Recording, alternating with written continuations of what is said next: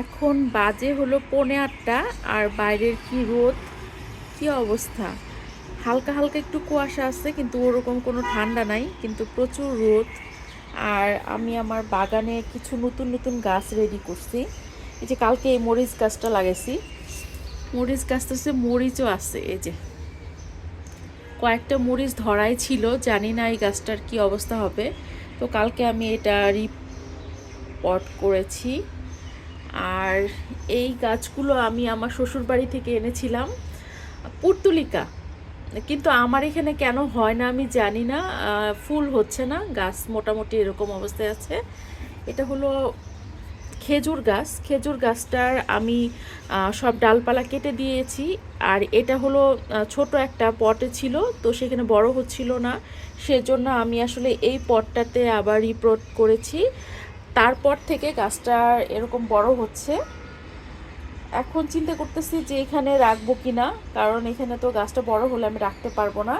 সবচেয়ে মজার ব্যাপার হলো আমার ধনিয়া পাতা, এগুলো এত সুন্দর হয়েছে, মাশাল্লাহ মাশাল্লাহ, অনেক সুন্দর হয়েছে।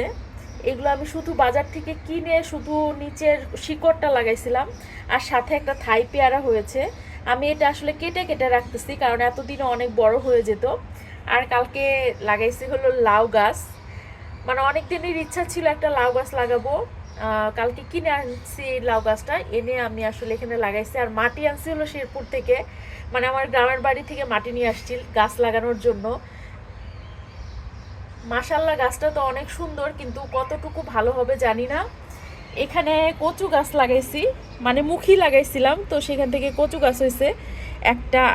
এই যে এটা বল সুন্দরী যে বড়ই গাছটা, ওটার বিচি থেকে হয়েছে।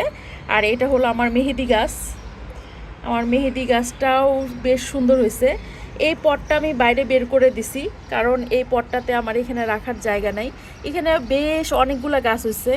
এই গাছটার নাম জানি না, নীল নীল ফুল হয়, এটা পুর্তুলিকা। আর এটার সাথে আমি জানি না, এই যে একটা এরকম কি গাছ হয়েছে, এটা এদিক দিয়ে বেয়ে বেয়ে এদিক দিয়ে উঠতেছে, জানি না এটা কি গাছ। আর এখানে আরও কিছু ধনিয়া পাতা, এটাও মাশাল্লাহ এত সুন্দর হয়েছে গাছগুলা, মাশাল্লাহ মাশাল্লাহ, যারা দেখবেন মাশাল্লাহ বলবেন। আর এখানে হলো আমার পুঁই শাক, পুঁই শাকে ডাটা লাগাই দিছিলাম, এখানে পুঁই শাক হয়েছে। আর এখানেও একটা পুঁই শাক গাছ আছে। আর এগুলো হলো মরিচের চারা, আর কতটুকু বড় হয় জানি না। আমার বাসায় যিনি কাজ করেন তাকে দিয়ে একটা বেগুন গাছ আনাইছিলাম, বেগুন গাছটা আমি এখানে লাগাইছি।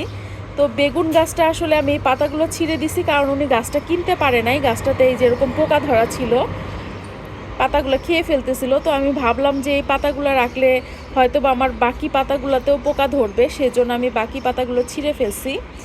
এখানেও কিছু ধনিয়া পাতা গাছ আছে।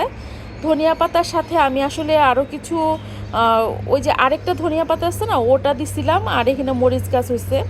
এই গাছগুলো আজকে তুলনামূলক একটু হেলদি কম হয়েছে, কারণ এই মাটিতে হয়তো বা পুষ্টি পাচ্ছে না।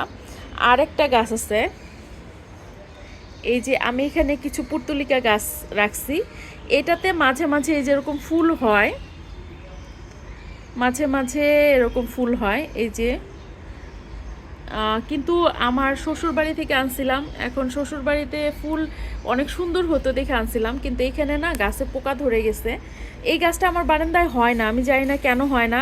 পরে আমি এই মাথাগুলো ফেলে দিচ্ছি কেটে কেটে, এখন কতটুকু হবে জানি না। গাছটা সবুজ, দেখতে সুন্দর, সেজন্যই রাখছি। তো দোয়া করবেন যাতে আমার এই গাছটা অনেক সুন্দর হয়। এই হলো আমার ছোটোখাটো বারান্দা বাগান। কেমন লাগলো প্লিজ জানাবেন।